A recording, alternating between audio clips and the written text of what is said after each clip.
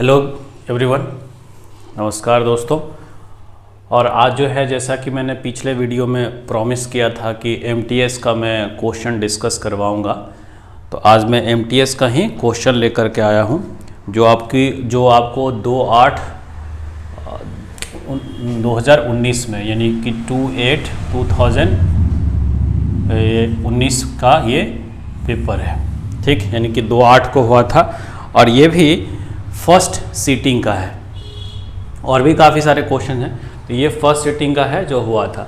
अब इसमें देख रहे हैं कि बहुत सारा क्वेश्चन जो है, सारा क्वेश्चन एक बार में नहीं आ पाया है, तो इसलिए मैंने पहले भी बताया था कि सारे क्वेश्चन एक बार बोर्ड पे लिखना और उसको वीडियो डिस्कस करना थोड़ा सा मुश्किल हो जा रहा है। कोशिश करूँगा कि ऐसा हो, लेकिन जैसा जैसा हो रहा है, तो अभी जो देख रहे हैं, और क्वेश्चन का जो नंबरिंग है हो सकता है कि वो आगे पीछे हो। जैसे कि ये क्वेश्चन मैंने पहले लिखा, तो हो सकता है कि इसका जो पूछा गया होगा उसकी नंबरिंग कुछ और भी हो सकती है, तो उससे कोई डिफरेंस नहीं पड़ेगा। बेसिकली देखना क्वेश्चन पे। चलिए ज़्यादा बात ना करें, क्वेश्चन को डिस्कस करते। पहला जो क्वेश्चन है, ये आपको फ्रेज है, the ball is in one's court. अब इस ball is in one's court, इसका क्या मतलब होता है कि डिसीजन आपके हाथ में है। यानी कहते हैं कि जब the ball is in your court, तो इसका मतलब कि आप कहीं पर किसी के पास जाते हैं और आपको जो है मान लीजिए किसी से कोई सजेशन लेने जाते हैं, और सजेशन लेने के बाद जो है आपको सब कुछ बता दिया जाता है। फिर कहता है कि now the ball is in your court, यानी कि अब आपको डिसीजन लेना है कि आपको क्या करना है। ठीक, तो जैसे यहाँ पर हम देख रहे हैं कि क्या लिखा है, the ball is in one's court, तो इसका मतलब होगा, इसके 4 ऑप्शंस थे। 4 ऑप्शन मैंने नहीं लिखा क्योंकि लिखने से काफ़ी कम हो जाता, तो जो इसके ऑप्शंस थे 4, वो मैं आपको थोड़ा सा रीड करके बता देता हूँ। इसके ऑप्शंस ये थे कि पहला तो जो है आपके देख रहे हैं, to responsible for further action. दूसरा है इसका to pass the responsibility to another. उसके बाद है to fearful of ask taking any action. और फॉर जो लास्ट वाला है, to risk everything in one venture. तो ये सारे ऑप्शंस थे, तो बाकी सारा ऑप्शंस का कोई मतलब नहीं होता है। इसका मतलब है to responsible for further action, यानी कि जो भी आप डिसीजन लेने वाले हैं उसके जिम्मेदार आप होंगे। तो पहला का जो ये आंसर ही मैंने लिख दिया है, जो ऑप्शंस था वो मैं नहीं लिख पाया, जो मैंने आपको ऑप्शंस बता दिए। फिर कहता है the entry gate were closed. अब इसमें से ये 4 ऑप्शंस दिया गया था, टिल, बिफोर, अनटिल और आफ्टर। तो कहता है the entry gate were closed dash we could enter. तो अब यहाँ पर देखिए कि एंट्री गेट्स वर क्लोज, यानी कि बंद हो चुका था, डैश वी कुड एंटर, हमारे एंटर होने से पहले। तो यहाँ पर क्या होगा, आफ्टर तो नहीं होगा कि हम लोग एंटर कर, the entry gate were close after we could enter, हम लोग एंटर कर चुके थे। क्योंकि कुड का यूज जो है एक तरह से पास्ट में प्रोबेबिलिटी के लिए भी बताता है, तो इसलिए यहाँ पर टिल का और अनटिल का कोई मतलब, क्योंकि टिल और अनटिल टाइम बताता है तब तक के लिए, और आफ्टर मतलब बाद। तो यहाँ पर क्या होगा कि the entry gates were closed before, यानी कि हमारे एंटर करने से पहले जो है एंट्री गेट बंद हो चुका था। तो इसका आंसर होगा बी वाला, यानी कि बिफोर। अब इसके नंबरिंग में हो सकता है कि इसको ए लिखा हो और इसको सी में डाला हो, इसको डी में डाला हो। इस तरीके से नंबरिंग से कोई डिफरेंस, जो कंटेंट है वो आपका एग्जैक्ट है, इस पे ध्यान देना। उसके बाद यहाँ पर ये जो आप वर्ड देख रहे हैं, ये वर्ड था बीच में कि करेक्टली स्पेल्ड वर्ड, ये शुरुआत के ही क्वेश्चन होते हैं। आप वर्ड का आपको कमांड करना पड़ेगा एमटीएस के क्वेश्चन सॉल्व करने के लिए, क्योंकि वर्ड से काफ़ी ज़्यादा क्वेश्चन, आप नीचे देखेंगे सारे वर्ड का ही क्वेश्चन है। तो अब इसमें से दिया था कि जो करेक्टली वर्ड स्पेल्ड है उसको लिखना है। तो हॉटीनेस कुछ नहीं होता है, हॉटी तो होता है HAUGHTY। हॉटी का मतलब होता है घमंड, यानी कि इफ़ यू प्राउडी कह सकते हैं, उसको हम हॉटी कहते हैं। तो अब इसका जो नाउन बनानी है वो हॉटी एडजेक्टिव है, जब उसको नाउन बनाएंगे तो इसका जो स्पेलिंग होता है वो ये होना चाहिए, ना कि ये और ये सब सारे गलत है। तो इसका स्पेलिंग होना चाहिए HAUGHTINESS, हॉटीनेस। ठीक, अब उसके बाद आता है फिर से वही दूसरा स्पेलिंग था एरर, ग्रामर, ग्रामर, ग्रामर और ग्रामर। इन दोनों में तो आपको पता चल जाएगा। जनरली लोग कंफ्यूज होता है GRAMMER में और GRAMMAR में तो ये जो स्पेलिंग होता है ग्रामर का। उसके बाद her parents always dash her in studies. तो अब इसके पेरेंट्स उसको हमेशा क्या करते थे? हर पेरेंट्स ऑलवेज इनकरेज करते थे, इंटरेस्टेड थे, इम्प्रेस्ड थे, एक्सपेक्टेड थे। इम्प्रेस्ड का क्या मतलब? जब आप कुछ करते, हर पेरेंट्स वॉज इम्प्रेस्ड या इज इम्प्रेस्ड, हो सकता है कि वो इम्प्रेस हुए उनके स्टडी से, लेकिन वो her parents dash impressed in a study, मैंने इस स्टडी में इम्प्रेस थे, ऐसा तो कुछ मीनिंग बनेगा नहीं। एक्सपेक्ट करते थे स्टडी में, ऐसा कुछ भी नहीं। तो क्या होगा? हर पेरेंट्स ऑलवेज इनकरेज्ड, यानी कि उसके पेरेंट्स हमेशा उसको इनकरेज करते, यानी कि प्रोत्साहन देते थे उसके स्टडीज में।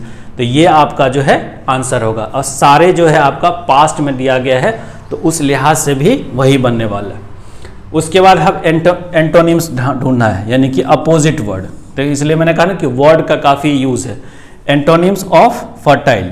फर्टाइल का क्या मतलब होता है? जो जमीन यूजफुल, जैसे फर्टाइल जो लैंड होता है जो कि कारगर हो, जिसमें कि उपजा हो सके, उसको हम कहते हैं फर्टाइल लैंड। तो फर्टाइल का क्या हो सकता है? बैरन, जो कि उपजाऊ वाला नहीं होता है। सिविलाइज मतलब क्या होता है? सिविलाइज मतलब होता है डेवलप, या अगर कहते हैं you are a civilised person, that means कि आप में गुण है, आप अच्छे इंसान हैं। उसके बाद है टफ। और सेन का मतलब क्या होता है? सेन का मतलब होता है कि मेंटली हेल्दी, ठीक ना। अगर आप कहते हैं कि you have a sanity, that means you are a mentally good, तो उसको सेन कहते हैं। तो इसलिए से तो जो इसका आंसर होगा, चूंकि एंटोनिम्स ढूंढना है, तो इसका आंसर होगा बैरन। टफ का मतलब हार्ड होता है, वो तो होगा नहीं। One who pretends to be what he is not. अब यहाँ पर कहता है कि one who pretends to be what he is not, यानी लोग ऐसा होने की कोशिश करते हैं जो होता नहीं है। तो ऐसा जो होने की कोशिश करते हैं होता नहीं है, उसमें एक उसका ऑप्शन है director, creator, hypocrite and Acrobat. Director कौन होता है? जो किसी चीज़ का निर्माण करता है, यानी मूवीज़ वगैरह या फिर किसी ऑर्गेनाइजेशन के डायरेक्टर होते हैं। क्रिएटर क्या होता है? जो कि नए चीज़ को इन्वेंट करता है। और हिपोक्रेट होता है वही इंसान, जैसे आजकल पेट्रोल की कीमत बढ़ चुकी है, तो आप देखते होंगे कि जो अक्षय कुमार, अमिताभ बच्चन या बाकी सारे कुछ जो लोग थे, जब सरकार एनडीए की नहीं थी, तो उस समय पेट्रोल की कीमत बढ़ने पे कुछ और बोलते थे कि हमको साइकिल चलाना पड़ेगा, ऐसा वैसा ब्ला ब्ला, और आजकल चुप है। तो इसीलिए उनको हिपोक्रेट कहा जाता है, क्योंकि अगर आप न्यूट्रल होते तो उस समय भी विरोध करते और आज भी कुछ बोलते, लेकिन उस समय किया करते थे, आज नहीं करते। इसी को हिपोक्रेट कहते हैं। Hypocrite means someone who try to pretend to be something but actually he is not, यानी कि हम होने की कोशिश ये करते हैं कि हम सीधे इंसान हैं लेकिन है नहीं, इस तरीके से। तो उसको हिपोक्रेट कहा जाता है। एक्रोबैट होता है जो अपने शरीर को यूज करके इंटरटेन करता है, that means someone who use his body by curving, moving, throwing and to do some kind of entertaining। तो यानी कि जो अपने बॉडी को घुमा फिरा करके ऐसे यूज करता है, उसको एक्रोबैट कहा जाता है।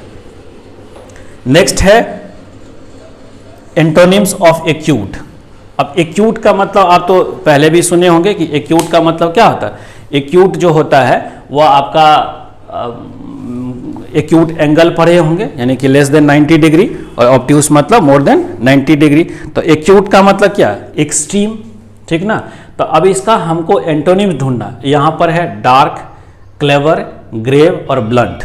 तो याद रखिए कि एक्यूट, डार्क मतलब अंधेरा, और एक्यूट का मतलब क्लेवर भी होता है, इसका मतलब चालाक भी होता है। और ग्रेव मतलब क्या? कोई चीज़ सीरियस। एक तो ग्रेव होता है कि जहाँ पर कि किसी को बरीड किया जाता है, जलाया जाता है, उसी को हम ग्रेवयार्ड भी कहते हैं।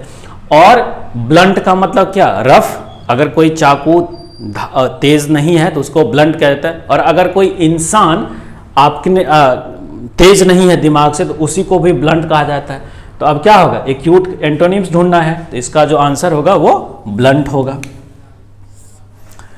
उसके बाद देख रहे हैं सिनोनिम्स ऑफ डीपेन। डीपेन मतलब क्या हो? कोई चीज़, डीपेन मतलब कोई चीज़ जो है गहरा हो जाता है। तो deepen means soothe, neutralise, relieve and intensify. तो अब यहाँ पर है soothe, neutralise, relieve and intensify. तो डीपेन मतलब क्या, कोई चीज जब गहरा हो जाता है उसको हम डीपेन कहते हैं। सूद का मतलब क्या, मेक समबडीज लेस एंगर। उसके बाद न्यूट्रलाइज मतलब क्या, न्यूट्रलाइज मतलब कि जब किसी चीज को हम न्यूट्रल बनाते हैं, that is called the neutralise. Relieve मतलब क्या, आपको किसी चीज से छुटकारा मिलता है, that means make somebody's relief. तो अब डीपेन का मतलब जो हमको सिनोनिम्स ढूंढना है, तो इसका मतलब क्या होता है कि हर लव डीपेन फॉर हिम, यानी कि उसका जो लव था वो उसके लिए डीपेन हो, यानी कि गहरा हो गया। और इंटेंसिफाई का मतलब भी यही होता है, तो इसका आंसर क्या होना चाहिए, इंटेंसिफाई। नेक्स्ट है आई टोल्ड द टेलर, फिर आप उस यहां पर ऑप्शन देखिए, I told the tailor to made a new dress for me, और लास्ट में है नो एरर। तो एसएससी में जो या एमटीएस में जो क्वेश्चन पूछा जाता है उसमें 4 ऑप्शंस होते हैं, और जो आपको बैंक वगैरह में पूछा जाता है उसमें 5 ऑप्शंस होते हैं, यानी ए बी सी डी और फिर ई भी होता है। इसमें 4 ऑप्शंस है। अब यहाँ जो मैंने यहाँ पर बी किया है, डी किया है, ए किया है, सी किया है, ये इसलिए किया है कि इसके बाद ये सारा लाइन देने के बाद आपको नीचे में 4 ऑप्शंस मिलेगा, वो ऑप्शंस को भी इसी तरीके से उतार दिया जाएगा नीचे में। यानी वो मैंने ऑप्शंस लिखा नहीं क्योंकि टाइम स्पेस काफ़ी ज़्यादा ले लेता। तो अब यहाँ पर हम देखते हैं कि कहाँ पर एरर है, इसी को हम एरर डिटेक्शन कहते हैं या कॉमन एरर कहते हैं। तो पहला है आई टोल्ड द टेलर, यहाँ तक तो ठीक है। To made a new dress, अब यहाँ पर ध्यान से रखना है कि इन्फिनेटिव जो होता है वो हमेशा अपने न्यूट्रल फॉर्म में यूज होता है, इन्फिनेटिव को हम चेंज नहीं करते। तो यहाँ पर क्या होगा, I told the tailor to make a new dress for me. अब यहाँ हम पैसिव वॉइस में नहीं बना रहे हैं कि पैसिव वॉइस में जब मेक का यूज करते हैं तो टू लगा करके करते हैं, ये तो सिंपल सा सेंटेंस है और ये एज ए इन्फिनेटिव की तरह यूज हुआ है। तो यहाँ पर जो आंसर होगा यहाँ ये कि अगर आपका ऑप्शन रहा ए, ये वाला बी और ये सी और ये डी, तो इसको मारेंगे कि यहाँ पर ये गलत है। नेक्स्ट है the lady standing in the corner is fat, उसके बाद है नो एरर। तो अब इसमें देखते हैं, इसका भी मैंने इसी तरीके से लिया, इसका भी ऑप्शंस दिया होगा। तो अब देखने से पता कि the lady standing in the corner is fat, इसमें हमको कोई भी एरर नजर नहीं आता, इसका आंसर जो होगा बी होगा। तो इस तरीके से हमारा जो है आज कितने सारे क्वेश्चन हुआ, 1 2 3 4 5 6 7 8 9 10 11, टोटल 11 क्वेश्चन हमने डिस्कस किया है 25 में से। रेस्ट जो क्वेश्चन है 14 वो मैं नेक्स्ट वीडियो में आपको डिस्कस कराऊंगा। थोड़ी सी प्रॉब्लम फेस करनी पड़ेगी क्योंकि स्पेस इतना ही होता है और एक वीडियो में इससे ज़्यादा क्वेश्चंस हम लिख नहीं सकते। ठीक है, मिलते हैं नेक्स्ट वीडियो के साथ। Till the time have a good day to all of you.